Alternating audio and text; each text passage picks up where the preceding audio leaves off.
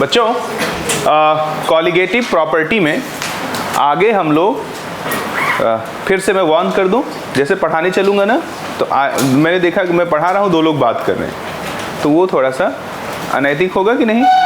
तो आप जो है थोड़ा सा मेंटेन करके रखिएगा डेकोरम को, बात करिएगा ही मत, आपस में भी बिल्कुल बात मत करिएगा। रुको, मुझे जिससे खतरा है उसे हटा देता हूँ। अब भाई आप आगे हो, क्योंकि आप कर सकते हो बात, ऐसा मेरे को लगता है। नहीं करोगे? चलो मान लेता हूँ, ठीक है। क्या है कि उससे क्या डाइवर्ट होता है ना आदमी, फिर अंदर अंदर जैसे कुछ और चलने लगता है तो मैं डूब के पढ़ा नहीं पाता। इधर देखो, चलो बच्चों हम लोग आज बात करेंगे किसके बारे में? Depression in freezing point. और डिप्रेशन इन फ्रीजिंग पॉइंट को समझने से पहले समझ लेना है हमको फ्रीजिंग पॉइंट। फ्रीजिंग पॉइंट क्या है? सबसे पहले लिख दीजिएगा कि that temperature at which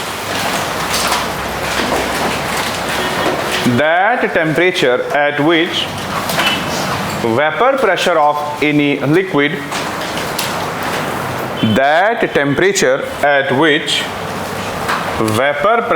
any liquid becomes equals to vapor pressure of its solid. That temperature at which vapor pressure of any liquid becomes equals to vapor pressure of its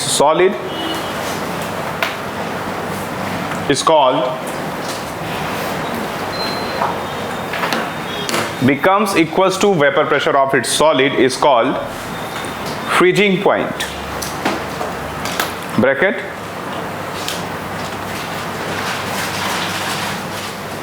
Solid and liquid should be in equilibrium. Solid and liquid should be in equilibrium. यानी कि ये condition उसके साथ compulsion है।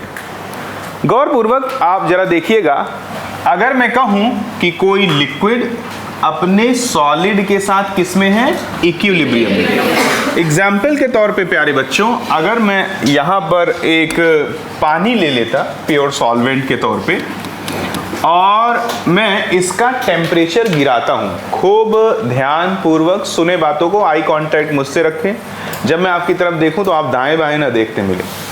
ये पानी है हमारे पास, अगर मान लीजिए कि हम लोग इसको फ्रीज करते हैं तो हमारे दिमाग में एक मिथ है कि फ्रीजिंग पॉइंट पे पूरा का पूरा जो पानी है वो सॉलिडिफाई हो जाएगा। ये मिथ रहता है हमारे दिमाग में, क्योंकि हम जो एहसास किए रहते हैं वो बात करेक्ट तो है, बट माइन्यूट ऑब्जर्वेशन पे साइंटिफिकली देखा जाए तो करेक्ट नहीं है। तो पहला मिथ अपने दिमाग से जो आप इसी वक्त निकाल दीजिए कि फ्रीजिंग पॉइंट पर पूरा का पूरा लिक्विड सॉलिड में कन्वर्ट हो गया होता है। ऐसी कोई भी घटना नहीं होती है। फ्रीजिंग पॉइंट पे फ्रीजिंग और मेल्टिंग दोनों प्रक्रिया एक साथ होती है। फिर से सुन लीजिएगा, हमारे दिमाग में एक मिथ रहता है बचपन से कि फ्रीजिंग पॉइंट पे पूरा का पूरा लिक्विड क्या हो गया है? सॉलिडिफाई। जबकि मेरे प्यारे सरकार ये बात पूर्णतः असत्य है, कंप्लीटली रॉन्ग है। फ्रीजिंग पॉइंट पर सॉलिड और लिक्विड के बीच में क्या चलता रहता है? इक्विलिब्रियम। जैसे अगर मैं बात करूं इसकी, तो क्या कोई एक स्थिति ऐसी आएगी जब इसमें से कुछ पानी बर्फ का रूप ले चुका होगा और कुछ पानी लिक्विड ही रहेगा? ऐसी स्थिति जब अटेन हो जाएगी तो एक इक्विलिब्रियम रहेगा। सुषमा जी, यहाँ लिक्विड और H2O लिक्विड और H2O सॉलिड के बीच में एक क्या रहेगा? इक्विलिब्रियम रहेगा। रिपीट ना करें, एक इक्विलिब्रियम रहेगा किसके किसके बीच में? H2O लिक्विड और H2O सॉलिड के बीच में। गौरपूर्वक सुन, आपने कहा है कि अगर H2O लिक्विड और H2O सॉलिड के बीच में इक्विलिब्रियम स्टैब्लिश हो तो वह टेम्परेचर जिस पर लिक्विड का वेपर प्रेशर वह टेम्परेचर जिस पर लिक्विड का वेपर प्रेशर, जो कि मैंने माना x है, बराबर हो जाए किसके, सॉलिड के वेपर प्रेशर के, तो क्या होगा, लिक्विड वही उसी टेम्परेचर को क्या बोलते हैं, फ्रीजिंग पॉइंट बोलते हैं। क्या बोलते हैं? ये बात एहसास करने में बच्चे को थोड़ी सी समस्या होती है, सर क्या किसी लिक्विड का वेपर प्रेशर और सॉलिड का वेपर प्रेशर समान हो सकता है? ऐसा बच्चे को एक अजीब सा क्वेश्चन लगता है कि नहीं, क्योंकि लिक्विड का जो रेट ऑफ वेपराइजेशन है वो सॉलिड के कंपेयर में ऐसा फील होता है कि ज्यादा होगा। बोलो। तो बच्चे के मन में ये सवाल आता है कि क्या लिक्विड का वेपर प्रेशर सॉलिड के वेपर प्रेशर के बराबर हो सकता है? हाँ, हो सकता है। मैं इसे और बेहतर वे में समझा देता हूं। मान लीजिए कि मैंने एक कंटेनर ले लिया और इस कंटेनर में मैंने आइस रख दिया। अब जरा देखो, मैक्सवेल कहता है कि दुनिया के सभी टेम्परेचर पर इवापोरेशन होता रहता है, यानी कि वेपराइजेशन चलता रहता है। वेपराइजेशन बोलना थोड़ा अशुद्ध होगा, इवेपोरेशन बोलना ज़्यादा परफेक्ट होगा। बोलो। तो आप उसको ज़्यादा दिल से मत लगाइएगा। हर टेम्परेचर पे इसके वेपर्स फॉर्म होते रहेंगे कि नहीं? बोलो। तो अगर इसका कुछ अपना वेपर प्रेशर होगा कि नहीं होगा? इसका कुछ अपना वेपर प्रेशर होगा, पक्का। मान लिया कि ये आइस था, इसके यहाँ पे कुछ क्या थे, वेपर्स थे पानी के, क्योंकि मैक्सवेल ने ये बात पूरी जमाने को बता दिया है कि दुनिया के सभी टेम्परेचर पर वेपराइजेशन पॉसिबल है। यानी कि थोड़ा थोड़ा जो सॉलिड है वो वेपर में कन्वर्ट होता है। ऐसा नहीं कि वो वेपर में कन्वर्ट ही नहीं होता, बट उसका एक्सटेंट ऑफ वेपराइजेशन जो है कम होता है। उम्मीद करता हूँ इतनी बात में किसी बच्चे को कोई असुविधा नहीं होगी। प्यारे सरकार, अब जरा देखिएगा, मान लिया कि यहाँ पर इसका वेपर प्रेशर है 0.000005 atm। काफी कम है कि नहीं है? अब मान लीजिए कि हमारे पास एक लिक्विड है, यहाँ पर हमने एक लिक्विड रख दिया। रूम टेम्परेचर की स्थिति में इस लिक्विड के कुछ वेपर बनेंगे कि नहीं बनेंगे? अगर इस सॉलिड के वेपर बन सकते हैं तो बट ऑब्वियस है कि उसी कंपाउंड के लिक्विड के भी वेपर बन सकते हैं। एक ही कंपाउंड है, लिक्विड के मॉलिक्यूलों के बीच में जो इंटरमॉलिक्यूलर अट्रैक्शन फोर्स होता है वो सॉलिड के कंपेयर में रिलेटिवली वीक होता है। तो जब सॉलिड वेपराइज हो सकता है तो बिल्कुल कॉन्फिडेंट तरीके से हम बोल सकते हैं कि लिक्विड भी वेपराइज होगा। तो यहां भी इसका कुछ अपना वेपर प्रेशर होगा। मान लिया जब वेपर होगा तो वेपर प्रेशर नहीं होगा, वेपर ही तो वेपर प्रेशर लगाता है। मान लिया कि ये कितना है, 0.2 atm है। बोलो। अब तुम जानते हो, तुम मेरे चेले हो, तुम जानते हो कि vapour pressure is the function of temperature. तो अगर मैं इसका टेम्परेचर साहिल बाबू गिराना शुरू कर दूं, क्या कर दूं? अब वो तो अपने बस की बात है, जहां तक ले चाहूं वहां तक ले जाऊं। भगवान ने इंसानों को बहुत सारी सुविधाएं दे रखी हैं, जो बुद्धि बल दे रखा है। मैं इसका टेम्परेचर गिराता जाऊंगा, गिराता जाऊंगा, गिराता जाऊंगा, गिराता जाऊंगा, गिराता जाऊंगा, गिराता जाऊंगा, गिराता जाऊंगा, तो उसका वेपर प्रेशर कम होता जाएगा, कम होता जाएगा, कम होता जाएगा, कम होता जाएगा, कम होता जाएगा, कम होता जाएगा, कम होता जाएगा। कोई तो ऐसी स्थिति आएगी जब इस 0.2 atm की वैल्यू इस 0.00000005 atm के क्या हो जाएगी, बराबर। उसी टेम्परेचर को क्या बोलते हैं, फ्रीजिंग पॉइंट। एहसास हुआ? Do you have any cross opinion? ठीक है, ओके। तो यहाँ हमने इतनी देर में सीखा कि जो हमने लिखा है वो बिल्कुल भी असत्य सी बात नहीं है। हम कहते हैं कि अगर लिक्विड और सॉलिड में क्या एस्टैब्लिश हो, इक्विलिब्रियम, तो वह टेम्परेचर जब किसी सॉलिड का वेपर प्रेशर और उसी के लिक्विड का वेपर प्रेशर आपस में क्या हो जाए, बराबर हो जाए, उसी को अपन क्या बोलते हैं, फ्रीजिंग पॉइंट बोलते हैं। उम्मीद करता हूं कि मैं आपको समझा पाया हूँ। ठीक है, किसी को कोई दिक्कत? किसी को कोई दिक्कत नहीं। ठीक है, तो भैया जी अगर इतनी बात आपको समझ में आ गई है तो कुछ बातें 1 by 1 करके और बताएंगे। सबसे पहले दूसरी बात ये आपको इंपॉर्टेंट सीखनी है कि जब भी हम किसी सॉल्यूशन को फ्रीज करते हैं तो फ्रीज होता कौन है, सॉल्वेंट, सॉल्यूट या सॉल्वेंट सॉल्यूट दोनों? तो हमें ऐसा लगता है कि सॉल्वेंट और सॉल्यूट दोनों फ्रीज होता है। यदि यही आंसर होता तो मैं यहाँ मंच पे खड़ा होकर के आपसे ऐसे सवाल न पूछता। क्योंकि जिन बातों का कॉमन सेंस से जवाब आता है मैं उस पर बहुत ज़्यादा जोर देने की ज़रूरत नहीं रखता। तो जब हमारे पास एक सॉल्वेंट है, suppose this one is water and we are adding in, मैं आपका सबका फोकस चाहूँगा, खूब ध्यान से सुनिए, मज़ा ना आ गया तो बताइएगा। मैंने इसमें C12 H22O11 जिसे आप शुगर बोलते हैं और जिसे चीनी भी बोलते हैं, मैंने इसको ऐड कर दिया किसमें, पानी में। This one is non volatile solute और यहाँ पर एक सॉल्यूशन बनके तैयार हो गया। ये जो सॉल्यूशन बना है इसमें कौन कौन मौजूद है, इसमें वाटर मौजूद है प्लस नॉन वोलेटाइल सॉल्यूट जो कि कौन है, शुगर है, वो मौजूद है। Any problem? ठीक है, now I am going to freeze this particular solution. तो जब मैं इसको फ्रीज करूंगा, ठीक है, क्या करूंगा, फ्रीज करूंगा, तो फिर बच्चा क्या गलती सोचता है अपने दिमाग में, जिससे वो फार्मूला पुटिंग करके कुछ क्वेश्चंस तो सॉल्व कर देता है बट इनकी बातों को कभी गहराई से एहसास नहीं कर पाता है और एहसास की गई चीजें कभी भूलती नहीं है, रटी गई चीजें थोड़ी भूल जाती हैं। प्यारे सरकार ध्यान पूर्वक देखना कि मैं इस सॉल्यूशन को जमाना चाहता हूं। अगर मैं इस सॉल्यूशन को जमाऊंगा तो पहला मिथ दिमाग से निकाल दो कि पूरा का पूरा सॉल्यूशन सॉलिड हो जाएगा।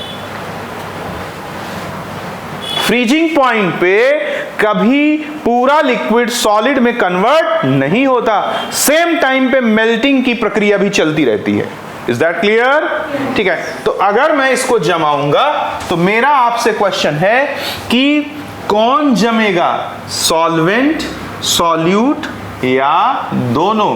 तो रुकना, माना कि जब फ्रीजिंग पॉइंट आया तो उस वक्त सॉल्यूशन का कुछ हिस्सा जम चुका होगा, आवाज नहीं आई, ठीक है, और बाकी सॉल्यूशन लिक्विड फॉर्म में भी मौजूद होगा, बोलो, और इसमें एक इक्विलिब्रियम चल रहा होगा, किसके किसके बीच में, लिक्विड और सॉलिड के बीच में। What is the meaning of equilibrium? एक सेकेंड में जितना लिक्विड फ्रीज होके सॉलिड बनाएगा, यानी forward process is called freezing, अगले एक सेकेंड में उतना ही सॉलिड टूट करके क्या बना देगा, liquid. Means backward process is known as melting. Means freezing point पे लिक्विड का फ्रीजिंग हो रहा होता है और सॉलिड का मेल्टिंग हो रहा होता है। Is that clear? पक्का? मजा आया? थोड़ा गहराई में उतरे, अब और अच्छे से उतार देता आपको, टेंशन ना लो। अब मेरा सवाल यह है कि जो चीनी है वो चीनी इस सॉल्यूशन के सॉलिड में ट्रैप्ड होगा C12 H22O11, या वो चीनी जो है वो C12 H22O11 जो सॉल्वेंट वाला पार्ट है, यानी कि जो लिक्विड सॉल्यूशन है उसमें ट्रैप्ड होगा? दोनों में नहीं होगा। ध्यान पूर्वक सुने। सवाल पैदा हुआ कि क्या सर जबरदस्ती है क्या कि आप कह दो कि दोनों में नहीं होगा और मैं मान लूंगा? आपको मुझे लॉजिकली कन्विंस करना पड़ेगा। आप कन्विंस कर दोगे तो मान लूंगा, नहीं कर पाओगे तो नहीं मानूंगा। मैं इस बात से पूर्णतः इत्तेफाक रखता हूं। मेरे प्यारे सरकार, ये जो चीनी है ना, ये कहां जाना चाहता है? जहां तुम कहां जाना चाहोगे? जहां तुम इजीली रह सको, बोलो, ठीक है। तो चीनी पानी में मोर सॉल्युबल होता है रादर देन आइस। तो ये पूरा का पूरा चीनी किसमें चला जाता है? जो लिक्विड सॉल्यूशन है, जो किससे मिलके बना हुआ है? नॉन वोलेटाइल सॉल्यूट और वाटर सॉल्वेंट से मिलकर के बना हुआ है। अगर थोड़ा बहुत चीनी बर्फ के अंदर ट्रैप भी हुआ ना, तो डिफ्यूजन एक घटना होती है। क्या होती है? डिफ्यूजन। डिफ्यूजन होता है flow of anything from higher concentration to. तो डिफ्यूजन तो अपन नहीं बोल सकते परफेक्टली इसे, डिफ्यूजन बोलना उचित नहीं होगा, लेकिन वो चीनी बर्फ में अगर थोड़ी बहुत रहती भी है तो निकल के कहाँ चली जाती है? पानी में। कहाँ चली जाती है? तो जिंदगी, थोड़ा बहुत कन्विंस हुए कि because of their high solubility in liquid it moves towards the liquid solution. Convince हुए कि नहीं हुए? जबरदस्ती नहीं है। जिसकी सुगमता जहां होगी, जिसके लिए आसानी जहां होगा, वो वहीं रहेगा ना। बोलो, सॉलिड में जकड़ दिया जाता है, इसलिए वो सीधे कहां खिसक लेता है? सॉल्यूशन में। कहां खिसक लेता है? तो ये बहुत ही इंपॉर्टेंट बात है कि अगर तुमसे कोई पूछे कि किसी प्योर सॉल्वेंट में तुमने नॉन वोलेटाइल सॉल्यूट ऐड करके एक सॉल्यूशन बना दिया, अब उस सॉल्यूशन को तुम क्या कर रहे हो? फ्रीज कर रहे हो। तो बताओ कि फ्रीजिंग पॉइंट पे option number 1, only solvent molecule will freezes, only solute molecule will freezes, solvent and solute molecule will freezes, and last one is complete solution will become solid. तो A only solvent molecule will freezes। उम्मीद करता हूं कि आपको ये बारीकी अच्छी लगी होगी। क्या आपका कोई क्रॉस क्वेश्चन है? ठीक है मेरे प्यारे सरकार, ये बात बहुत इंपॉर्टेंट है, तो आप इसको जरा नोट कर लीजिए। तो अभी डिप्रेशन की बात नहीं करें, आप जरा नोट करिए। आपने क्या लिख दिया? फ्रीजिंग पॉइंट वाली बात लिख दी। बोलो, तो इसको थोड़ा सा डेमोन्स्ट्रेटिव फॉर्म में ऐसे लिख देना, जो यहाँ पे लिखा हुआ है कि H2O लिक्विड बना देना, इसका H2O सॉलिड बना देना। Here we are discussing about only pure solvent. ठीक है, इसका वेपर प्रेशर माना कितना है? X। इसका वेपर प्रेशर अगर कितना हो जाएगा? तो जिस टेम्परेचर पे इसका वेपर प्रेशर X हो जाएगा, वही टेम्परेचर क्या होगा? Freezing point. डन? समझा है? खूब बारीकी से चलना, कोई हड़बड़ी नहीं है। ठीक है, अब जरा अपने मन से पूछो, एहसास है ये बात कि सॉलिड का वेपर प्रेशर लिक्विड के वेपर प्रेशर के बराबर हो सकता है? हाँ हो सकता है। माना है सॉलिड है, उसका कुछ वेपर प्रेशर है, एक लिक्विड है, उसका कुछ वेपर प्रेशर है। लिक्विड का वेपर प्रेशर सॉलिड के वेपर प्रेशर से ज्यादा होगा। हम जैसे जैसे जैसे जैसे जैसे जैसे लिक्विड का टेम्परेचर गिराते जाएंगे, वैसे वैसे वैसे वैसे उसका वेपर प्रेशर गिरता जाएगा, because vapour pressure is the function of temperature. एक स्थिति ऐसी आएगी जब उस लिक्विड का वेपर प्रेशर सॉलिड के बराबर हो जाएगा। ऐसा तभी संभव है जब लिक्विड सॉलिडिफाई हो जाए। बोलो, पक्का ना? ठीक है, नोट कर दिया इतना? ठीक है, अब लिखिएगा next point.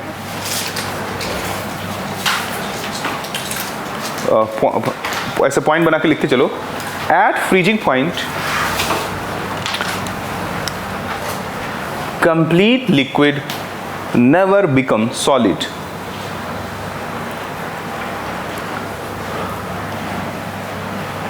At freezing point, complete liquid never becomes solid.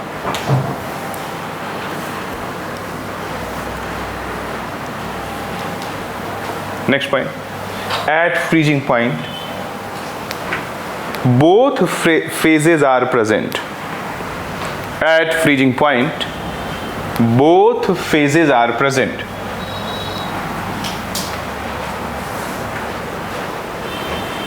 At freezing point, both phases are present. Freezing point पे दोनों फेज प्रेजेंट रहते हैं। ठीक है, ऐसे लिख, ये आपने लिखा है ना इसको, H2O liquid gives H2O solid. बोलो, तो इसमें लिखिएगा, लिखिएगा जरा, थोड़ी फैन स्पीड कम कर दो। लिखिएगा, forward process is freezing and backward is melting. Forward process is freezing and backward is melting. ये कब बात हो रही है? ये इक्विलिब्रियम पे।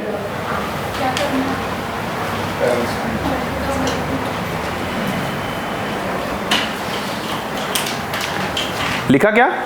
एट फ्रीजिंग पॉइंट क्या लिखा आपने? कि जो फॉरवर्ड प्रोसेस है वो क्या है और बैकवर्ड क्या है? अब दिमाग में हमारे एक कचरा भरा रहता है कि फ्रीजिंग पे खाली लिक्विड जम जाएगा, ऐसा कुछ भी नहीं होगा। क्या साइंस कहती है उसको आपको डेप्थ में समझना पड़ेगा। इतनी बात आपको समझ में आई? बोलो, ठीक है। उम्मीद करता हूं कि सरकारों को कोई असुविधा नहीं हुई होगी और एकदम क्रॉस करना कोई दिक्कत होगी। तो अब दूसरा पॉइंट, नेक्स्ट पॉइंट करके लिखना उसमें कि when a solution is prepared by solvent and non-volatile solute, when a solution is prepared by solvent and non-volatile solute,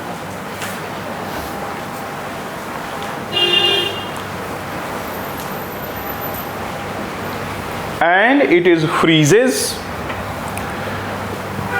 then only solvent molecule freezes. Solute molecule always present in the remaining liquid solution. Only solvent molecule freezes. Solute molecule present in the liquid phase of solution. Freezing point पे दोनों मौजूद है, solid phase और liquid phase. Solute molecule is present in the liquid phase of solution because of its high solubility in liquid phase. Solute molecule is present in the liquid phase of solution because of its high solubility in liquid phase. सरकार clear हुआ? Because of its high solubility in liquid phase. प्यारे सरकार, जरा और बातों को थोड़ा सुनना पड़ेगा. देखिए, मान लीजिए सरकार हमारे पास खूब गहराई से सुनना, सरफेसियल स्टडी मत करना चीजों का. देखो, मान लीजिए कि हमारे पास कौन मौजूद है? वाटर है. कौन है हमारे पास सरकार? और हमने इसको फ्रीज किया. इसका फ्रीजिंग पॉइंट मान लो TF है. क्या है? तो उस जब ये फ्रीज होगा तो इसी सॉल्यूशन में आइस भी होगा और इसी सॉल्यूशन में वाटर लिक्विड भी होगा. बोलो, अब तो मिथ से बाहर हो ना? ठीक है, तो मैंने मान लिया ये क्या है? हमारा आइस है और इसके ऊपर चारों तरफ जो होगा वो क्या होगा? H2O लिक्विड होगा. कह दो हाँ. तो यहाँ फ्रीजिंग पॉइंट पे जो इक्विलिब्रियम होगा वो H2O लिक्विड के बीच में होगा और किसके बीच में होगा? H2O सॉलिड के बीच में. अब जरा देखो, अब हमने एक सॉल्यूशन बना दिया. इंपॉर्टेंट, सॉल्यूशन बना दिया. किसका? चलो H2O ले देता और NaCl ले देता. शुगर सॉरी सॉल्ट ले दिया. अब इस सॉल्यूशन को NaCl एक नॉन वोलेटाइल सॉल्यूट है, ये तो सबको क्लियर है ना? ठीक है. अब इसको मैंने जमाया तो बताओ इस पूरे सॉल्यूशन, ये जब फ्रीज होगा तो ये सॉलिड भी होगा उस वक्त और लिक्विड भी होगा. इसमें भी एक इक्विलिब्रियम होगा, बट वो इक्विलिब्रियम देखो ध्यान से. वो इक्विलिब्रियम किसके किसके बीच में मौजूद होगा? शांतिपूर्वक टाइम दो. वो होगा सॉल्यूशन जो कि किस फेज में होगा? और H2O सॉलिड के बीच में होगा. किसके किसके बीच में? क्योंकि फ्रीज कौन होता है? सॉल्यूट कभी फ्रीज. तो भगवान के लिए ये इक्विलिब्रियम को सही मत कह देना कि सॉल्यूशन का लिक्विड फेज और प्लस सॉल्यूशन का सॉलिड फेज. गलत हो जाएगा. समझे कि नहीं समझे? तो क्या बात बनी कि एक्चुअल में क्या बना? ये सॉल्यूशन के लिक्विड फेज ऊपर से जा रहा है क्या? नहीं. इतना बढ़िया पढ़ाने पे मुझे लगता है समझ में आना चाहिए. और किसके बीच में रहता है? सॉल्वेंट के सॉलिड फेज के बीच में. समझा कि नहीं समझा? कितना %? Any cross opinion? ठीक है, इसको डायग्रामेटिकली लिख लीजिए.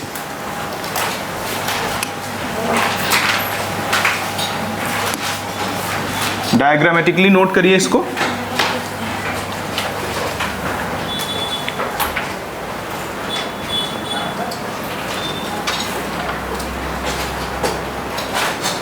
ये और ये दोनों सेम बातें लिखी हुई हैं. चाहे मैं बोलूं H2O का सॉलिड और चाहे मैं बोलूं सॉल्वेंट का सॉलिड, दोनों बातें एक हैं.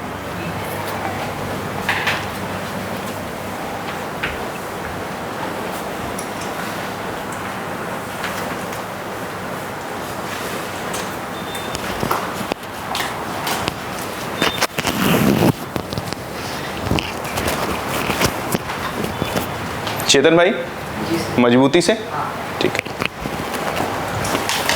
किसको किसको पहले ये लगता था कि फ्रीजिंग पॉइंट पे पूरा लिक्विड जम जाता है? Thank God.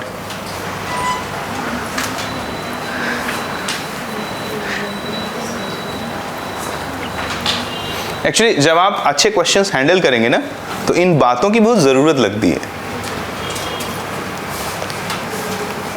जी, सॉल्यूट पूरा डिसॉल्व रहेगा सॉल्वेंट में. हाँ. फिर वो सॉल्यूशन को जब हम फ्रीज करेंगे तो फिर अब उसमें तो हो जाएगा ना। नहीं, तो जो हिस्सा फ्रीज होगा वो सिर्फ सॉल्वेंट होगा, सॉल्यूट उसमें फंसेगा ही नहीं। तो फिर एक अच्छी separation technique. Yes it is, लेकिन सेपरेट कैसे करोगे? फ्रीजिंग पॉइंट में तो लिक्विड रहेगा ना। फाइनली जो है, जैसे भाई ने कह रहा है क्या सर इससे सेपरेशन के लिए यूज कर सकते? नहीं, अबे पहले ज्यादा से, हाँ यह है कि उसको तुम ऐसे कर सकते हो, ज्यादा से कम कर सकते हो। ध्यान से सुनना क्या बोल रहा हूं। पहले ज्यादा पानी में चीनी था, बोलो, फ्रीज कर दोगे तो अब कम पानी में चीनी होगा, लेकिन ऐसा थोड़ी है कि चीनी बाहर आ जाएगा और पूरा पानी जम जाएगा, क्योंकि फ्रीजिंग पॉइंट पर कभी भी पूरा का पूरा लिक्विड सॉलिडिफाई नहीं होता। फ्रीजिंग पॉइंट पे लिक्विड और सॉलिड के बीच में क्या चलता रहता है? इक्विलिब्रियम। यानी कि फ्रीजिंग पॉइंट पे लिक्विड का तो फ्रीजिंग होता रहता है, लेकिन सॉलिड का मेल्टिंग होता रहता है। Is that clear? नहीं समझा? अक्षित बाबू आपको समझा? ठीक है, कुछ और? ठीक है, पूछ सकते हैं, बिल्कुल निश्चित रहिए। सरकार वो इतना जब आपने मेरा सहयोग कर ही दिया तो अब आगे तो अपन बवाल मचा देंगे। हमने इतनी देरी में क्या पढ़ लिया? इतनी देर में हमने पढ़ा freezing point, but whole sole target is not freezing point, it is depression in freezing point. अब आपको सावधानी से बैठना पड़ेगा। कैसे बैठना पड़ेगा? बहुत सावधानी से। मेरे प्यारे सरकार, मैं एक ग्राफ ड्रॉ करूंगा। ये ग्राफ ड्रॉ करूंगा किसके किसके बीच में? वेपर प्रेशर और टेम्परेचर के बीच में। किसके किसके बीच में? वो फिजिक्स में अपन ट्रिपल पॉइंट पढ़ते हैं, फेज डायग्राम। फिजिक्स में पढ़ते हैं आई थिंक, पहले तो था हमारे समय पे, अभी तो बहुत दिनों से मैंने भी फिजिक्स नहीं पढ़ा है। वो ट्रिपल पॉइंट किसको बोलते हैं? जिसपे सॉलिड, लिक्विड और गैस एक फेज में एग्जिस्ट करें। वो फेज डायग्राम याद है आपको? कोई बात नहीं। देखिए, जब हम वेपर प्रेशर और टेम्परेचर के बीच में ग्राफ बनाते हैं तो ग्राफ कुछ ऐसा जाता है। देखिए,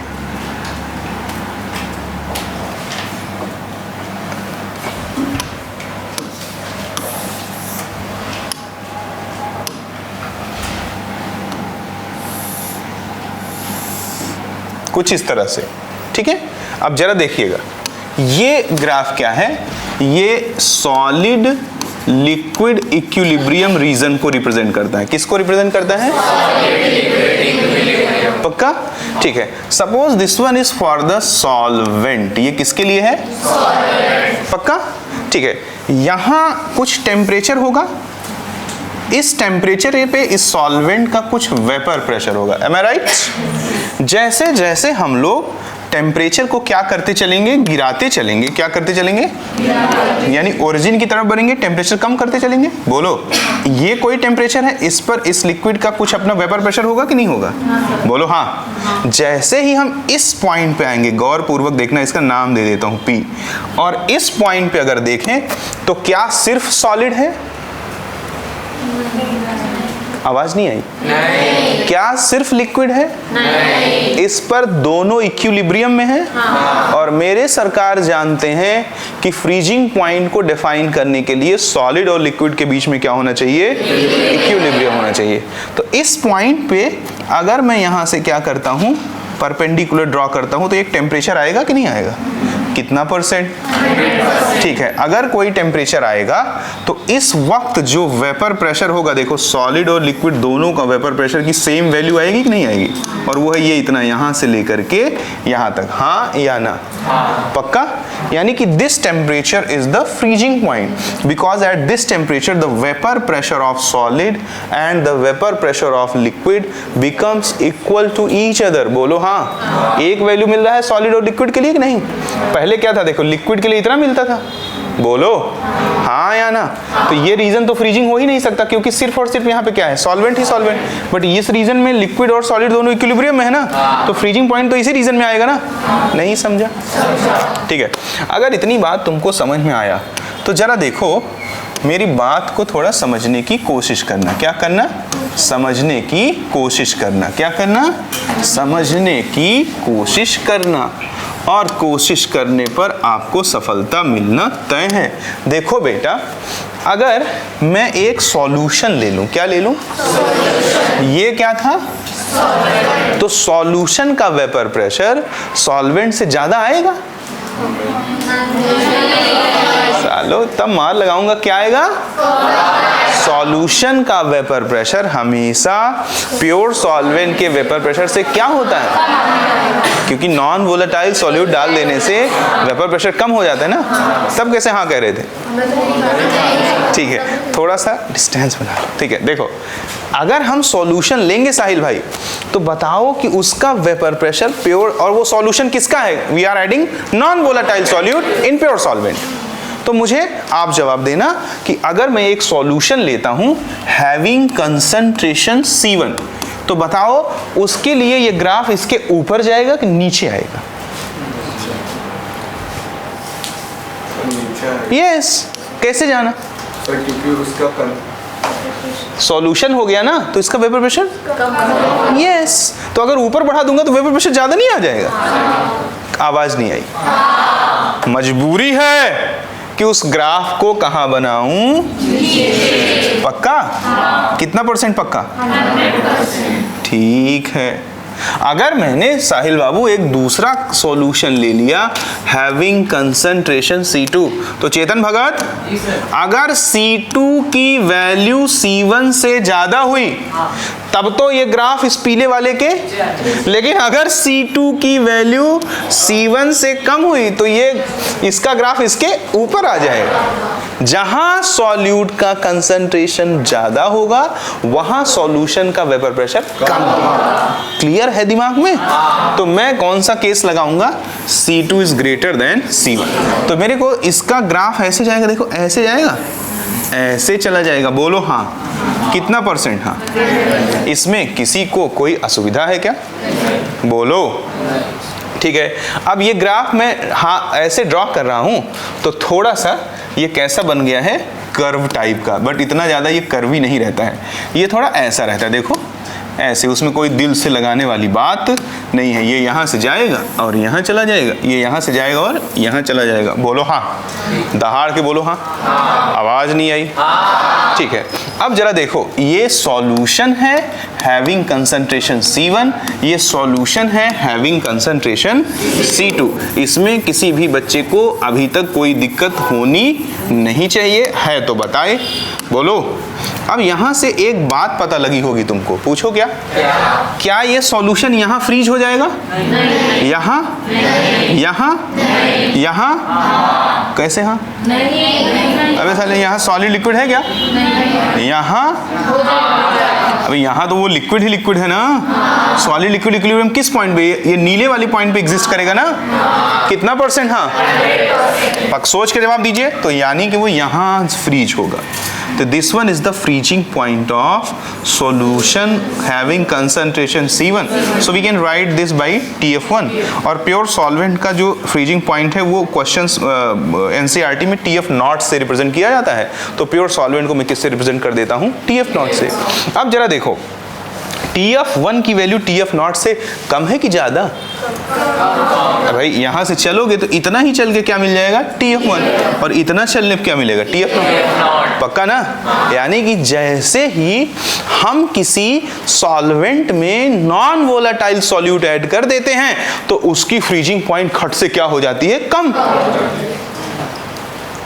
पक्का? ठीक है, अगर मैं इस तीसरे वाले ग्राफ की बात करूं, यहां जमेगा? यहां? यहां? यहां? पक्का? Very good, very good.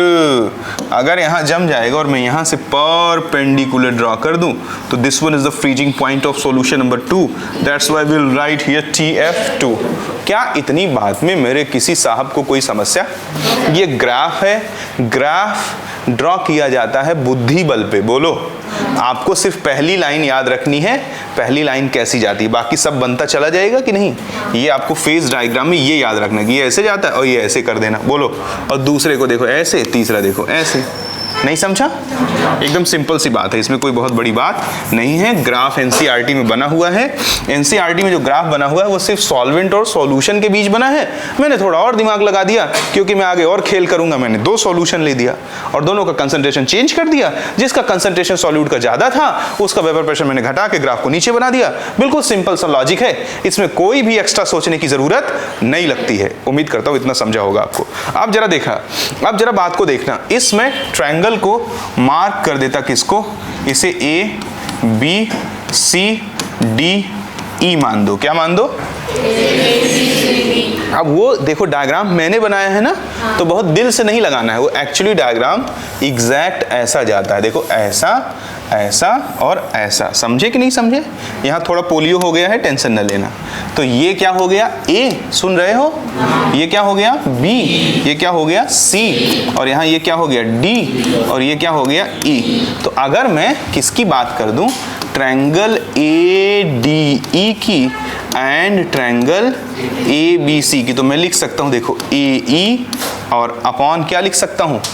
ए ई और अपॉन ए सी। इसको किसके बराबर लिख सकता हूं मैं? देखो नहीं, E D upon B C के, दिस बाय दिस। बोलो, अबे 10th में मैथ पढ़े हो कि नहीं पढ़े हो? क्या सोची थी कि फुर्सत मिल गया? बोलो, यही सोचे थे ना, फुर्सत मिल गया। अब देखो ये बात समझ में आई क्या? अब देखो ध्यान से, खूब ध्यान से, ये है ए ई। अरे कुछ बोलेगा? तो ए ई क्या हो जाएगा? टोटल वेपर प्रेशर में से सॉल्यूशन नंबर 1 का वेपर प्रेशर घटा दूं। कुटोगे अगर गलती से देखे नहीं बात को, ए ई टोटल यहां से यहां तक आएगा। ये टोटल वेपर प्रेशर है किसका? सॉल्वेंट का। उसमें से अगर मैं किसका घटा दूं? सॉल्यूशन नंबर 1 का, तो बताओ मुझे ए ई मिल जाएगा कि नहीं? नहीं समझा? तो इसे मैं डेल P1 बोल दूं, क्योंकि सॉल्वेंट के वेपर प्रेशर में से सॉल्यूशन नंबर 1 का वेपर प्रेशर घटाने पे ए ई मिल रहा है, इसलिए मैं उसे डेल P1 बोल रहा हूं। फिर से देख लो, एक बार और बताता हूं। ए ई, दिस इज द, इसे सीधे जाओ वाई एक्सिस पे तो पता लग जाएगा ना उसकी वैल्यू। ए ई किसे रिप्रेजेंट कर रहा है? वेपर प्रेशर को। किसको रिप्रेजेंट कर रहा है? अब जरा देखो, हमको चाहिए ए ई, तो ये पूरी वैल्यू यहां से यहां तक वेपर प्रेशर है। इसमें से अगर हम सॉल्यूशन नंबर 1 का वेपर प्रेशर घटा देंगे, अबे यहां से यहां तक में से ये वैल्यू घटा देंगे तो ये वैल्यू मिल जाएगी कि नहीं मिल जाएगी? नहीं समझा? तो ए ई की वैल्यू कितनी हो जाएगी? Del P1। Why we are writing here del P1? Because it comes after subtracting the vapor pressure of solution number 1 from the vapor pressure of pure solvent. Is that clear? Again we are going to calculate AC. What is AC? This one? आवाज नहीं आई? यहां से यहां तक ये pure solvent का vapour pressure है। इसमें से जब मैं सॉल्यूशन नंबर 2 का वेपर प्रेशर घटा दूंगा, यहां ये वैल्यू घटा दूंगा, देखो ये वैल्यू घटा दूंगा, किसमें से? टोटल में से ये घटा दूंगा तो ये मिल जाएगा कि नहीं? Means this is del P2। Why we are writing here del P2? क्योंकि हम प्योर सॉल्वेंट में से सॉल्यूशन नंबर 2 का वेपर प्रेशर सब्सट्रैक्ट कर रहे हैं। नहीं समझा? ठीक है, अब यहां से ई डी की वैल्यू कितनी होगी? Look, E D, this value, ये प्योर सॉल्वेंट का फ्रीजिंग पॉइंट है, उसमें से TF1 घटा दो। अबे समझा कि नहीं? तो this is del TF1 and this is del TF2। नहीं समझा? पक्का? बेटा बहुत अच्छे से बताया, समझना चाहिए। फिर बता दूंगा, बोलो, 4 बार बता दूंगा, पूछो क्या नहीं समझा। ईडी चाहिए, ये लेंथ चाहिए। अबे ये लेंथ मालूम है, इसको घटा देगा तो ये लेंथ नहीं आ जाएगा।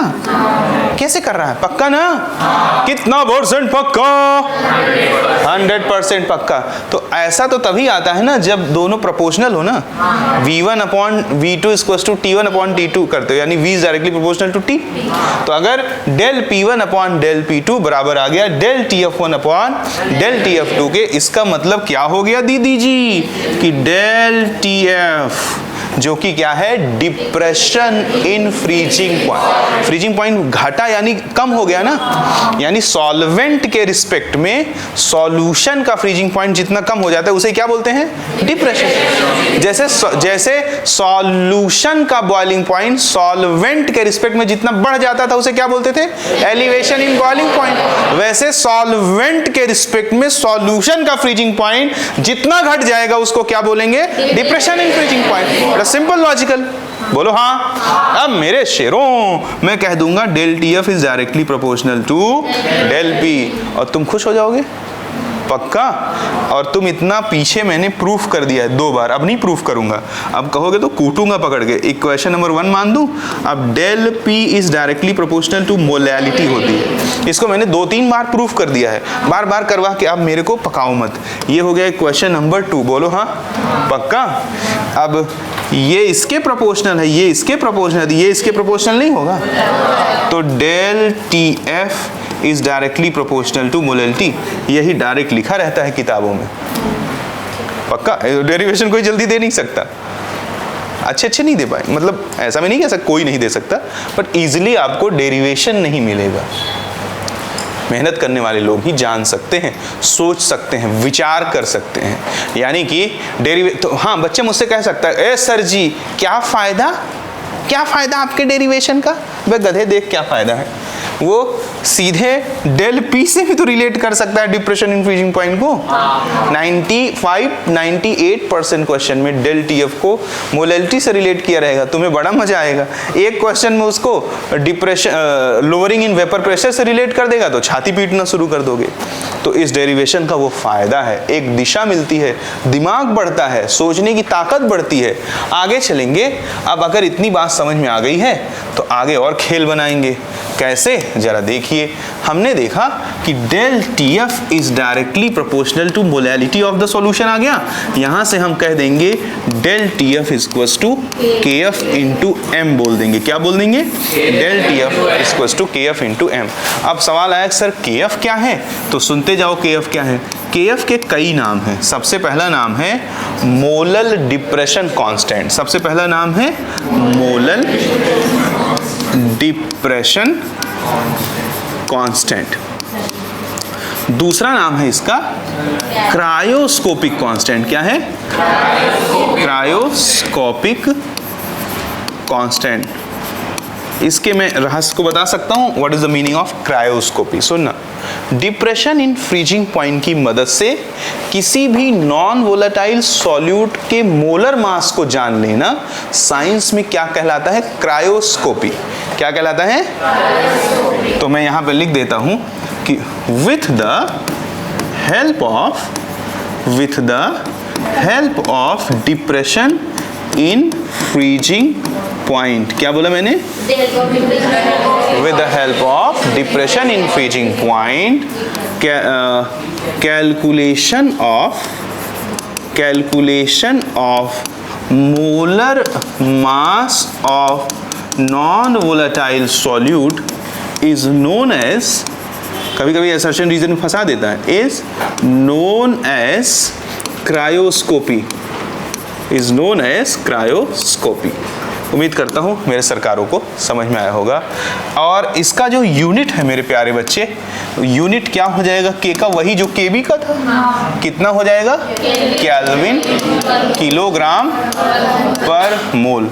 और के एफ की वैल्यू कभी कभी नहीं देती है। वाटर के लिए के एफ की वैल्यू -1.86 के आसपास होता है, सॉरी 1.86 के आसपास होता है। बोलो, आवाज नहीं आई।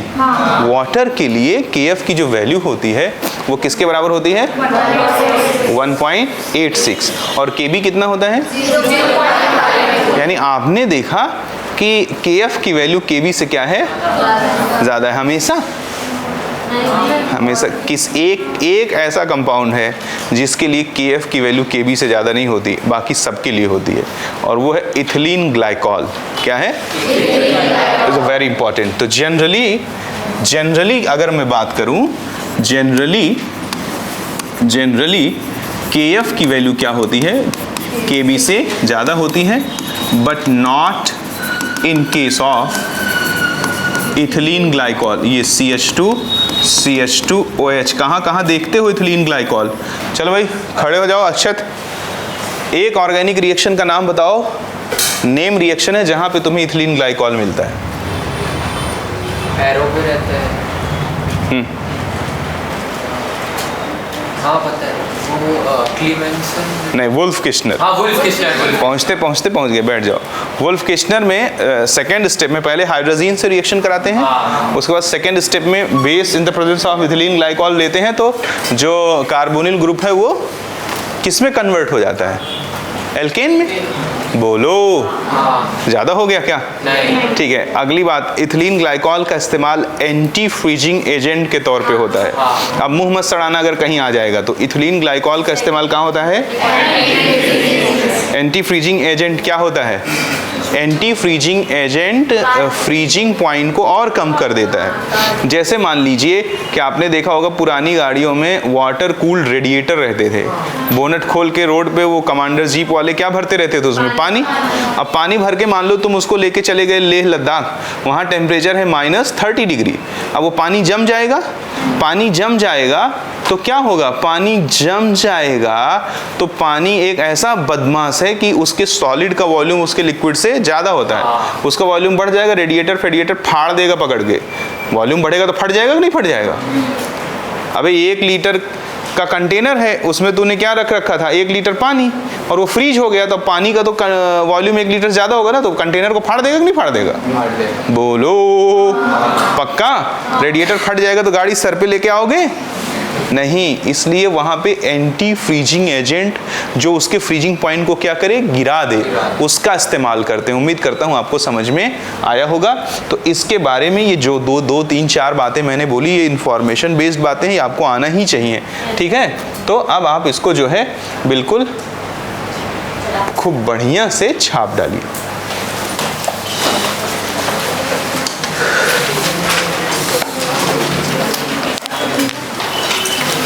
शायद आपको अच्छा लगे, समझ में आए।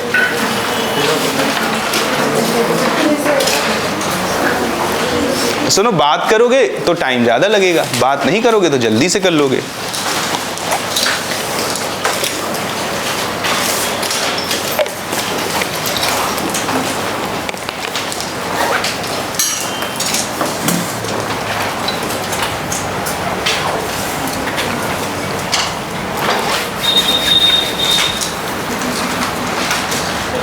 यस,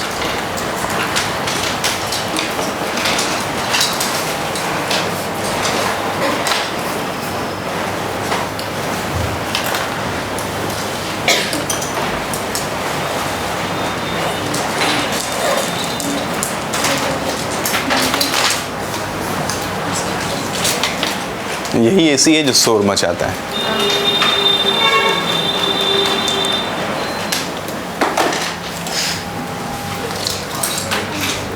क्वालिटी कॉम्प्रोमाइज़ हो जाता है थोड़ा सा।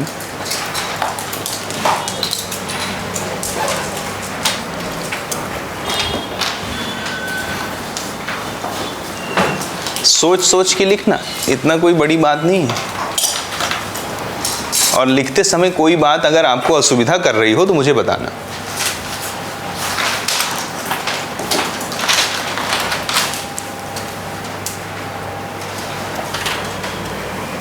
इतनी सी बात से ही सब हो जाएगा कि जैसे ही अपन C1 कंसंट्रेशन का ग्राफ खींचेंगे तो उसके नीचे आएगा। इतनी बात से ही तो सब दिखना शुरू हो जाता है।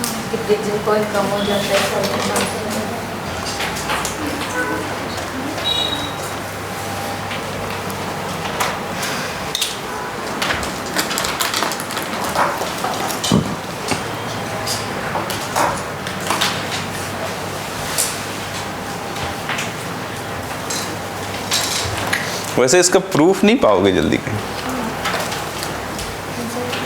नहीं वैसे और भी किताबों में नहीं मिलेगा। ये अपने खोपड़े का उपज है। हाँ ये भी है।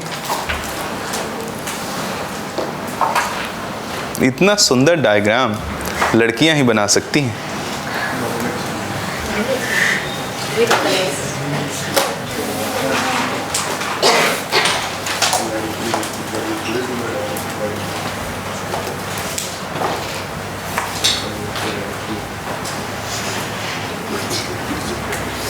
अक्सर अपने टेबल से सेटिस्फाई नहीं है।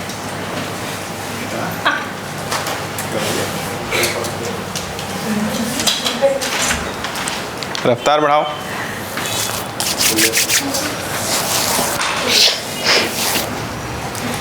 साहिल भाई ठोक दिए।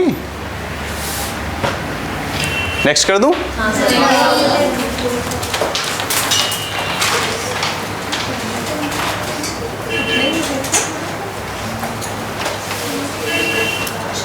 और घबराना मत, तुमको वेपर प्रेशर को टेम्परेचर से रिलेट करना है।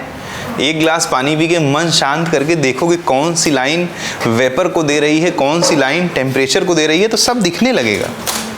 हड़बड़ा के नहीं, ध्यान से देखोगे तो सब दिखेगा। हो गया? नेक्स्ट। इतना हो गया यहां से, ठीक है। अब ये वाला लिख दीजिए।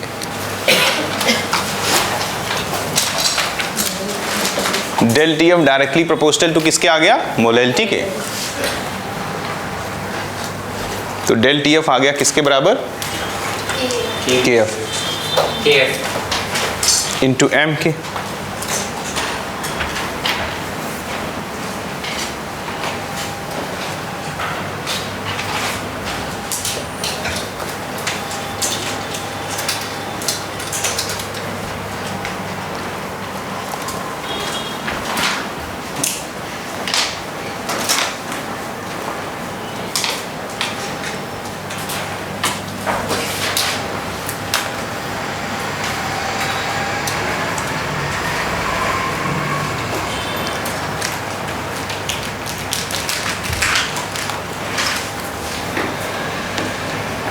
With the help of depression, ये क्या लिखा है? Depression in freezing point. Calculation of molar mass of non-volatile solute is called? Yes.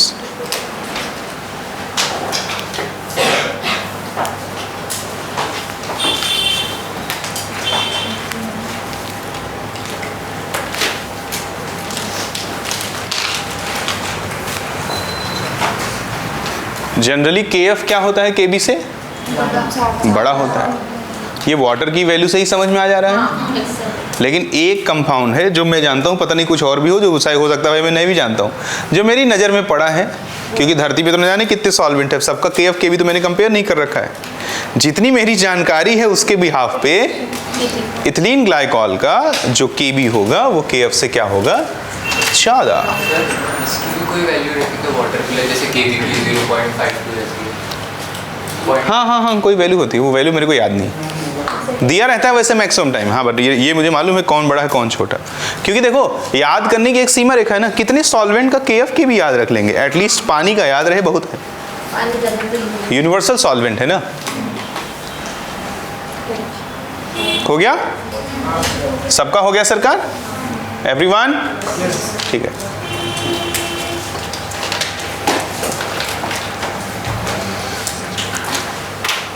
अब एक बात जो जिंदगी में कभी नहीं भूलनी चाहिए, पूछो क्या? हम जानते हैं कि वैन हॉफ फैक्टर क्या होता है? CP observe upon theoretical.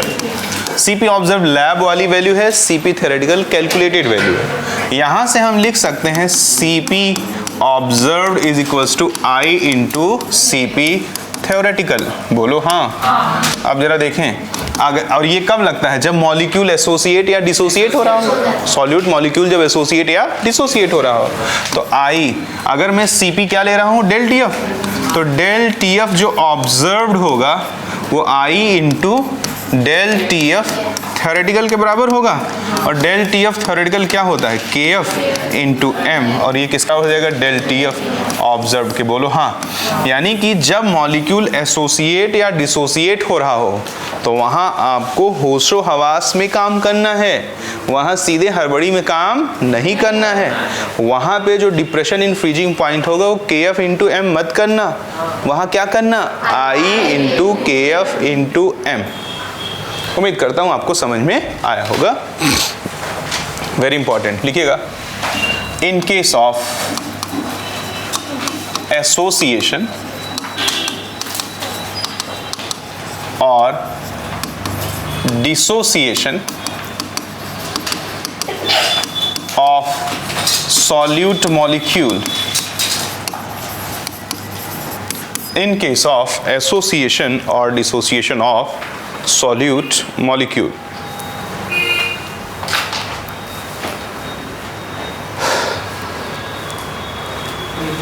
हाँ, और मन में कमिटमेंट करते रहो, कॉलिगेटिव प्रॉपर्टी के किसी भी क्वेश्चन को तब तक सॉल्व नहीं करूंगा जब तक कि मैं चेक ना कर लूं कि कहीं सॉल्यूट एसोसिएट या डिसोसिएट तो नहीं हो रहा है। अगर नहीं हो रहा मुझे कोई दिक्कत नहीं है, अगर हो रहा है तो वहां मुझे बिना आई के चलना नहीं है, नहीं तो सब आते हुए भी आंसर क्या हो जाएगा, गलत। ठीक है, हो गया।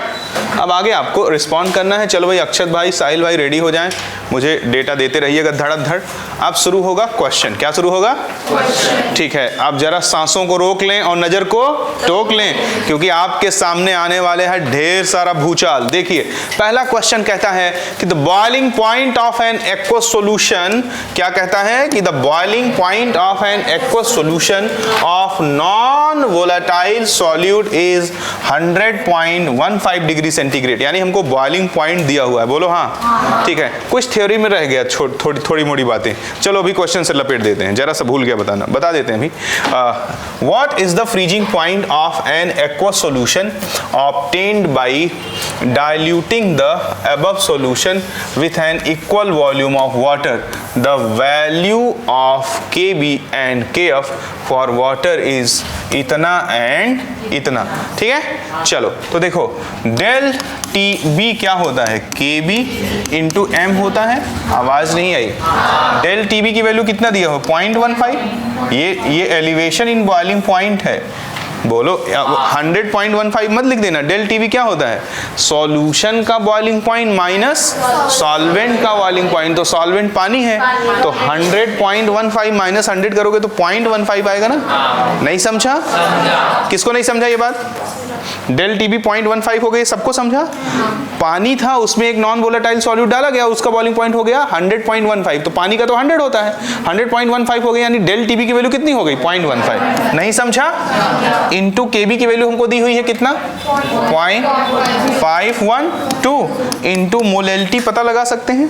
तो मोलेलिटी कितना आ गया जरा बताओ? मोलेलिटी आ गया 0.15 डिवाइडेड बाई 0.512। थामा, अभी आगे बात खत्म नहीं होती है। आगे हमसे कहता है what is the freezing point of aqueous solution. क्या कहता है? Obtained by diluting the above solution. बहुत ध्यान से, इसी लाइन में मेन राज छुपा हुआ है। Obtained by diluting the above solution with equal volume of water. अगर उसको इक्वल वॉल्यूम ऑफ वाटर से डाइल्यूट करेगा तो जरा देखना इसकी मोलेलिटी ठीक आधी हो जाएगी कि नहीं हो जाएगी? ये बात समझा कि नहीं समझा? मैं समझा देता हूं। पहले मान लो कि 1 किलोग्राम पानी में 2 मोल थे सॉल्यूट के, तो इसकी मोलेलिटी कितनी हो जाएगी? 2/1। अब मैं इसे इक्वल वॉल्यूम ऑफ वाटर से डाइल्यूट कर रहा हूं, तो पहले वाटर कितना था? 1 किलोग्राम, यानी कि 1000 ml। बोलो, यानी कि 1 लीटर। तो इक्वल वॉल्यूम यानी कितना और डालना पड़ेगा? तो इसमें 1 लीटर और डाल दूंगा, तब सॉल्यूट के 2 मोल कितने में रहेंगे? 2 किलोग्राम में। तो अब इसकी मोलेलिटी कितनी हो जाएगी? 2 डिवाइड बाई 2 1। पहले कितनी आई थी? 2, अब कितनी हो गई? 1। यानी इस क्वेश्चन का जो राज है वो इस लाइन में है। देखो इस लाइन में, obtained by diluting the above solution with equal volume of water. ये है पूरे क्वेश्चन का राज, बाकी सब बकवास है, हर कोई कर लेगा। जब हम किसी एक्वस सॉल्यूशन को इक्वल वॉल्यूम से डाइल्यूट करेंगे तो उसकी मोलेलिटी आधी हो जाएगी। ये मैंने आपको प्रूफ करके दिखा दिया। बिल्कुल लॉजिकल सा बात है, उम्मीद करता हूं कि आपको समझ में आया होगा। तो जो मोलेलिटी आई है भगवान के लिए उसे मत रखना, उसकी आधी वैल्यू रखना। तो अब हमसे क्या बोल रहा है कि फ्रीजिंग पॉइंट ऑफ सॉल्यूशन, तो देखो डेल TF क्या हो जाएगा? KF into M। सभी बच्चे M की वैल्यू ये रख देंगे, कृपया आप मत रखना। डेल TF कितना हो जाएगा? KF की वैल्यू कितनी है? 1.86। M कितना हो जाएगा? 0.15 इंटू 1/2। बोलो हाँ। यहां से हमें क्या मिल जाएगा? Del TF। निकाल के झट से बताइए कि डेल TF की वैल्यू कितनी आ गई? 0.2 और गलत मत बताना नहीं तो कूटूंगा। 0.27 आया। कितना आया? 0.27। पक्का? ये डेल टी एफ आया, but it is interested for the T F. तो अब मैं थोड़ा यही बात बताना पीछे दिमाग से रह गया था, घबराओ मत। इधर देखिए, डेल टी एफ क्या होगा? बड़े में से छोटा घटता है, तो सॉल्यूशन का फ्रीजिंग पॉइंट ज्यादा होता है या सॉल्वेंट का? किसका? Very good. यानी कि T F not minus T F करेंगे, बोलो हाँ। कितना परसेंट? हाँ। This is depression in freezing point, this is freezing point of pure solvent, this is freezing point of solution. बोलो। तो अगर मुझे टी एफ चाहिए होगा तो मैं क्या लिखूंगा? टी एफ अगर मुझे टी एफ चाहिए होगा, क्या बोला बे? अबे ये घूसा दूंगा। पहले बड़े में से छोटा घटाएगा कि छोटे में से बड़ा घटाएगा? तो टी एफ की वैल्यू क्या हो जाएगी? T F not minus del T F. क्या धतूरा खा के क्लास करते हो? इधर देखो, मुझे लग रहा है धतूरा खा रहे हो तुम लोग। ये देखो कौन सी वैल्यू बड़ी है? ये यहाँ से यहाँ तक टी एफ नॉट है ना, और T F one T F two उससे छोटा है कि नहीं? तो सॉल्वेंट का, इसीलिए तो डिप्रेशन बोलते हो ना। सॉल्यूशन का फ्रीजिंग पॉइंट सॉल्वेंट के फ्रीजिंग पॉइंट से क्या होता है? कम। That's why we are using the term depression, right? पक्का? तो बड़े में से छोटा घटाएंगे हमेशा। आई बात समझ में कि नहीं आई? ठीक है, तो जरा देखो, यानी कि डेल टी एफ की वैल्यू बढ़ेगी तो टी एफ घटेगा। हैं? टीवी में उल्टा था। टीवी क्या आया था? T B not plus del T B आया था, यानी डेल टीबी बढ़ रहा था तो टीबी भी बढ़ रहा था। लेकिन टीएफ में वैसा नहीं होता। अगर एलिवेशन इन बॉइलिंग पॉइंट बढ़ता है तो बॉइलिंग पॉइंट ऑफ सॉल्यूशन भी बढ़ता है, लेकिन अगर डिप्रेशन इन फ्रीजिंग पॉइंट बढ़ता है तो फ्रीजिंग पॉइंट ऑफ सॉल्यूशन कम होता है। नहीं समझा अच्छे से? हाँ ठीक है। अब जरा देखो मेरे प्यारे सरकार, तो आप इन तीनों चीजों को डिस्टिंग्विश करना, हमेशा कंसंट्रेट रहना कि डिप्रेशन इन फ्रीजिंग पॉइंट पूछ रहा है कि फ्रीजिंग पॉइंट ऑफ सॉल्वेंट पूछ रहा है कि फ्रीजिंग पॉइंट ऑफ सॉल्यूशन पूछ रहा है। ये तीनों बातें आपको क्लियर होनी चाहिए। तो जो मैंने ये डेटा निकाला, this is the depression in freezing point, but यहां पूछ क्या रहा है? फ्रीजिंग पॉइंट, यानी हमसे टीएफ पूछ रहा है ना। तो टीएफ क्या हो जाएगा? टीएफ हो जाएगा T F not minus del T F. T F not पानी के लिए फ्रीजिंग पॉइंट कितना होता है? माइनस डेल टीएफ कितना है? 0.27। तो कितना आ गया? -0.27। क्या सीखे? मैं सीखा कि डेल टीएफ के सामने माइनस लगा दो, वही टीएफ होता है। अब तुम क्या सीखे मैं नहीं जानता। मैं सीखा कि डेल टीएफ के ही सामने क्या लगा दो? अगर एक्वा सॉल्वेंट है तो, और 99.99% केसेस में जो सॉल्वेंट होता है वो क्या होता है? एक्वा। उम्मीद करता हूं कि कोई आंसर मैच कर रहा होगा। जल्दी से बोल दो कौन। ठीक है, मुस्कुरा दो। पक्का? ठीक है। अब ये क्वेश्चन बिल्कुल से ऐड़ा बैड़ा क्वेश्चन नहीं है। आपको दो बातें बिल्कुल क्लियर होनी चाहिए। सबसे पहला जो हर्डल आएगा वो आएगा कि अगर इक्वल वॉल्यूम ऑफ वाटर से डाइल्यूट करेंगे तो मोलैलिटी आधी हो जाएगी। ये अपने दिमाग में क्लियर हो गया? कोयल क्लियर हुआ? पक्का क्लियर हुआ? चेहरे पे तुम्हारे नहीं लिखा है। नहीं सर, वो ये नहीं समझा आपने टीएफ में 0। अरे पानी का फ्रीजिंग पॉइंट क्या होता है बे? पानी का फ्रीजिंग पॉइंट 0 डिग्री सेंटीग्रेड होता है, इसलिए लिया। और जो न समझे वो मुझसे कम से कम पूछ लिया करो। मैं वो टीचर हूं जिसने ये भी बताया है डाउट में कि 2 को किससे मल्टीप्लाई करें कि 13 हो जाए, 13। तो मैं तुम्हारे डाउट तो बता ही सकता हूँ, इससे सिली डाउट तो नहीं पूछोगे। तो कृपया करके आप टेंशन फ्री रहें और आप चीज़ों को पूछते रहें। पहला हर्डल आपके सामने है कि अगर हमने उसको इक्वल वॉल्यूम से डाइल्यूट कर दिया तो जो उसका मोलैलिटी है आधा हो जाएगा। यहाँ के बाद दूसरा हर्डल यह है कि भगवान के लिए डेल टीएफ निकालना, सॉरी टीएफ निकालना, डेल टीएफ मत निकाल देना। ठीक है? पूछ क्या रहा है तुमसे? टीएफ पूछ रहा है ना। और तीसरी इंपॉर्टेंट बात तुमने सीखी, क्या सीखी? कि जो है डेल टीएफ बढ़ने से टीएफ घटता है, लेकिन डेल टीवी बढ़ने से टीवी बढ़ता है। नहीं समझा? ठीक है। अगला क्वेश्चन कहता है प्योर बेंजीन फ्रीजेस एट इतना डिग्री सेंटीग्रेड। एक प्योर बेंजीन का सॉल्यूशन है और सबका आई कांटेक्ट मुझसे होना चाहिए। एक प्योर बेंजीन का सॉल्यूशन है, क्वेश्चन मत लिखिए अब उसको आप घर पे करिएगा। एक प्योर बेंजीन बेंजीन का सॉल्यूशन है, बोलिए हाँ। ये कितने पे फ्रीज होता है? 5.45 degree centigrade at a certain place, but a 0.374 molar solution of tetrachloroethane in benzene. ठीक है, फिर मैंने क्या कर लिया, यही बेंजीन ले लिया और इसमें मैंने डाल दिया क्या? टेट्राक्लोरोइथेन, टेट्राक्लोरोइथेन TCE, और उसकी मोलैलिटी कितनी है? 0.374 है। कितनी है? तो यही सॉल्यूशन फ्रीज होता है किसमें? 3.55 पे। जो बेंजीन पहले अकेले फ्रीज होता था कितने पर? इतने पर। यानी ये क्या दिया है लड़के? TF not. वही बेंजीन जब उसमें डाल दिया जाता है टेट्राक्लोरोइथेन तो कितने पे फ्रीज होता है? और उसकी मोलैलिटी कितनी है? इतनी है। तो कहता है the KF of benzene will be, इसकी ऐसी की तैसी, del TF equals to KF into M। आगे जरा देखो बच्चों, del TF कैसे आएगा? अरे बाप रे, कैसे आएगा? अबे गधे, TF नॉट माइनस TF कर देगा तो KF, और इसकी वैल्यू दी हुई है। एक्टिवेट हो जाओ मेरे शेरों, मेरे दोनों लोग एक्टिवेट हो जाओ। del इसकी वैल्यू कितनी हो जाएगी? 5.45 माइनस 3.55 और upon 0.374। This is answer, this is the value of KF। 5. चेतन भाई कितना आ रहा है? 5.08 इज द राइट आंसर। समझ लगा? पक्का? ठीक है, एक बार देखो क्वेश्चन फ्रेम में है क्या, सावधानी से चेक करना। Thank you. ठीक है मेरे प्यारे सरकार, समझा कि नहीं? ठीक है, अगला क्वेश्चन देखिए। अगले क्वेश्चन में कहता है an aqueous solution freezes at, an aqueous solution, an aqueous solution freezes at इतने पे, यानी ये TF दिया है ना, क्या दिया है? TF minus 0.186 degree centigrade. KF की वैल्यू इतने दिया है, KB की वैल्यू इतने दिया। What is the elevation in boiling point? कोई दिक्कत नहीं है, हम क्या निकाल देंगे? del TF equals to KF into M।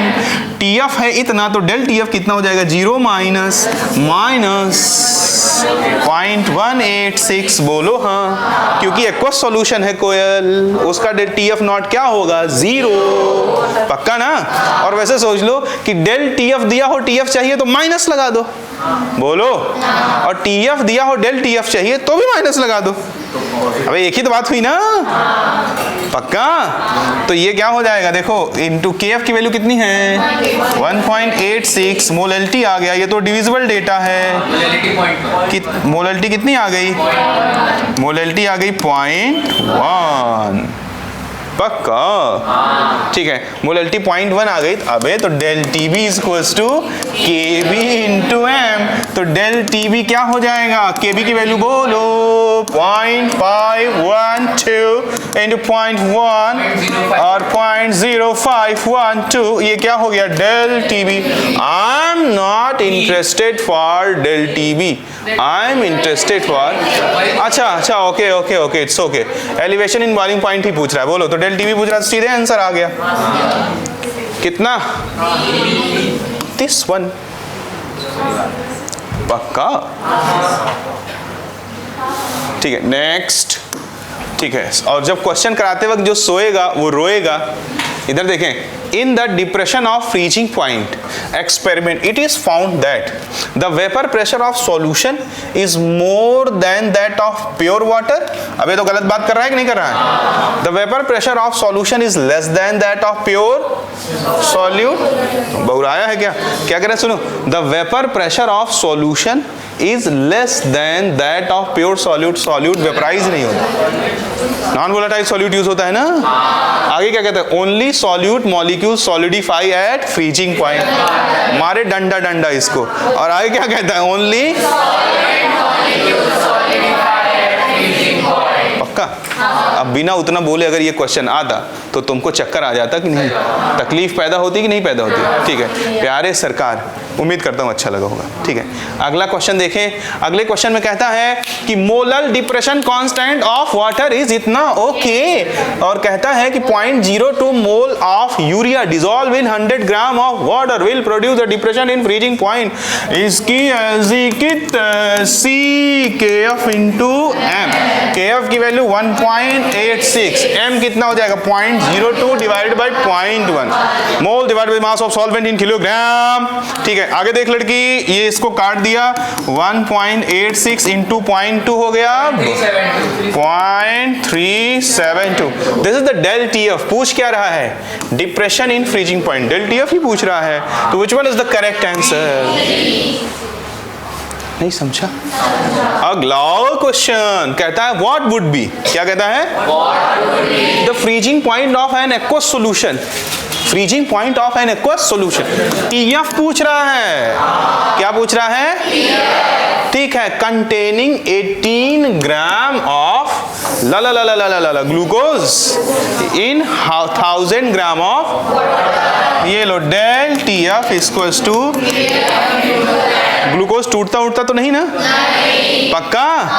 ठीक है, तो केएफ की वैल्यू कितना है? 1.8। Molarity number of moles of solute 18 divide by 180.1। Glucose का मोलर मास 180 होता है, अमाउंट दिया है 18, amount of substance in gram divide by molar mass 18 divide by 180 कितना हो जाएगा? 0.1 डिवाइड बाई 1000 ग्राम मतलब 1000 किलो, 1 किलोग्राम। ठीक है, तो हमारे पास डेल टीएफ की वैल्यू कितनी आ गई? 0.186। But here we are not interested for del T F, we are interested for T F. तो टीएफ की देखो, कोयल एक बार और लिख देता, del TF equals to T F not minus T F. पानी है तो ये 0 हो जाएगा, ये माइनस 1.86 है, तो टीएफ कितना हो जाएगा? माइनस 0.1 कितना परसेंट? ठीक है, अगला क्वेश्चन देखें, कहता है ए solution of 1.25 gram non electrolyte okay in 20 gram of water. एक 20 ग्राम कौन है? पानी है, इसमें एक सॉल्यूट डाला जा रहा है 1.25 ग्राम नॉन वोलेटाइल नॉन इलेक्ट्रोलाइट, यानी टूटता फूटता। ठीक है, कहता है फ्रीजेज एट, ये किस पे फ्रीज हो जाता है? टीएफ दिया है ना, 271.94 केल्विन। केएफ की वैल्यू दिया है 1.86। बोलो हाँ। तो कह रहा है freezing point of water is इतना दिया है, कितना दिया है? टीएफ नॉट दिया है 273.15। Then the molar mass of solute, अरे अरे अरे अरे अरे अरे, del T F is equals to K F into M. Del T F क्या हो जाएगा? T F not 273.15 minus 271.94 is equals to K F कितना? 1 इंटू मोलरिटी, थांबा, amount of substance in gram divided by upon mass of solvent in kilogram 20 divide by 1000। यही answer है। तो ये क्या हो जाएगा हमारा? सॉरी, एक्स आ जाएगा कि नहीं आ जाएगा? यहाँ से सॉल्व करके बताइए कितना आ रहा है। यानी कि 273.15 में से 271.94 सब्सट्रैक्ट करेंगे तो ये कितना आ जाएगा? कितना? 1. कुछ और मत बोलना, 1.25 ठीक है, इज इक्वल्स टू 1.86 और ये ऊपर चला जाएगा 1000 हो जाएगा, नीचे आ गया 20 हो गया इंटू 1.25 अपॉन x हो गया, 20 पंचे 150 हो गया। बोलो, और ये देखो 1.25 से 1.25 कैंसिल हो गया, तो x की वैल्यू कितनी आ गई? 1.86 मल्टीप्लाइड बाई 50, तो 50 दूनी 100 के आसपास, 100 के आसपास आंसर आएगा। बाकी आंसर में इतना गैप है, कोई दिक्कत नहीं। अबे 2 होता तो 100 आ जाता, 2 के आसपास है तो 100 के आसपास। ठीक है, आगे देखें question number 8। The freezing point of 1 molar NaCl। अरे बाप रे, NaCl ये तो टूटेगा। Solution assuming NaCl should be 100% dissociate. 100% dissociate होने पर I बराबर ओके। क्या पूछ रहा है हमसे? The freezing point of 1 mole, अच्छा सॉल्यूशन TF पूछ रहा है ना, तो del TF I KF into M। I क्या हो जाएगा? 2, क्योंकि दीदी मेरी NaCl टूट करके क्या देता है? Na+ + Cl-। 2 आयन देगा तो 100% पे I बराबर N होगा, पीछे प्रूफ करा रखा है, ठीक है। तो 2 इंटू KF की वैल्यू कितनी है 1, मोलैलिटी 1 मोलर। डेल TF आ गया, we are not interested for del TF, we are interested for TF 3.72 आ जाए माइनस के साथ। -3.7। अबे दोनों है सालों, हाँ तो माइनस वाला आंसर होगा। अब जो हड़बड़ी में होगा वो डेल TF को आंसर ठोक देगा। तो TF क्या हो जाएगा, TF not minus 0 minus 3 minus 3 कितना परसेंट। अगला क्वेश्चन देखिए, which echo solution has minimum freezing point. सावधानी हटी तो दुर्घटना, डिप्रेशन इन फ्रीजिंग पॉइंट होता है TF नॉट माइनस TF, इसलिए TF होगा TF not minus del TF। Del TF एक कॉलिगेटिव प्रॉपर्टी है, सारी colligative property number of particle पर डिपेंड करती हैं। तो जिसके केस में नंबर ऑफ पार्टिकल ज्यादा होगा उसका डेल TF ज्यादा होगा, जिसका डेल TF ज्यादा होगा उसका TF मिनिमम फ्रीजिंग पॉइंट उसका होगा, जिसका डिप्रेशन इन फ्रीजिंग पॉइंट क्या होगा ज्यादा। डिप्रेशन इन फ्रीजिंग पॉइंट एक कॉलिगेटिव प्रॉपर्टी है, लेकिन फ्रीजिंग पॉइंट ऑफ सॉल्यूशन एक कॉलिगेटिव प्रॉपर्टी नहीं है। Depression in freezing point colligative property है, बोलो हाँ। तो डेल TF नंबर्स पे डिपेंड करेगा, इतना मोलर यानी 0.01 मोल 1 लीटर में, और इसका 1 मोल कितना मोल देगा 2, तो इनटू 2। इसका कितना मोलर 0.005, इसका 1 मोल कितना देगा, 1 ही देगा, it will not dissociated, that's why multiplied by 1। 0.005 multiplied by 3, रोना मत, अब 0.005 मल्टीप्लाइड बाय 2, तो कौन सी वैल्यू सबसे बड़ी है 0.02, 0.005, और ये क्या हो जाएगा 3 × 0.015, और ये क्या हो जाएगा 0.010। कौन सी वैल्यू सबसे बड़ी, 0.02 सबसे बड़ा है ना। तो ये अगर सबसे बड़ा है तो इसका फ्रीजिंग पॉइंट यानी इसका डेल TF सबसे ज्यादा, तो इसका TF सबसे दांत फाड़ दो जल्दी से, ही कर दो, ही। Okay, this one is the correct answer. किसको नहीं समझा, छेजल नहीं समझा,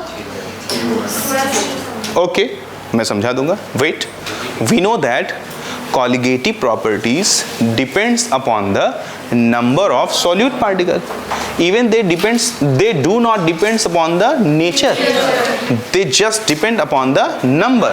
तो हम चेक करेंगे कहाँ सॉल्यूट के नंबर ज़्यादा हैं। तो पहली गलती होगी कि हमें लगेगा कि 0.01 मोलर NaCl है, यानी 0.01 मोल है बस। अबे 0.01 मोल NaCl है, NaCl तो पानी में टूट जाता है, तो प्रति मॉलिक्यूल 2 आयन बनते हैं, तो प्रति मोल 2 मोल बनेंगे, तो 0.01 मोल से कितने बनेंगे मल्टीप्लाइड बाई 2। बोलो, ऐसे ही ये तो टूटता नहीं, इथेनॉल तो कहाँ ऐसा डिसोसिएट होगा, बोलो क्या वो C2H5+ और OH- भक टूटता नहीं है, वो ऑर्गेनिक कंपाउंड है ना, ठीक है। उसका जो K भी है बहुत कम होता है। यहाँ जरा देखो, ये कितना देगा 3 आयन, और ये कितना देगा 2 आयन, तो मैंने यानी इतना मोल 1 लीटर में ये है, तो इससे थोड़ी मतलब आयंस कितने होंगे मल्टीप्लाइड बाई 3। ये बात समझता है कि नहीं समझता, पक्का।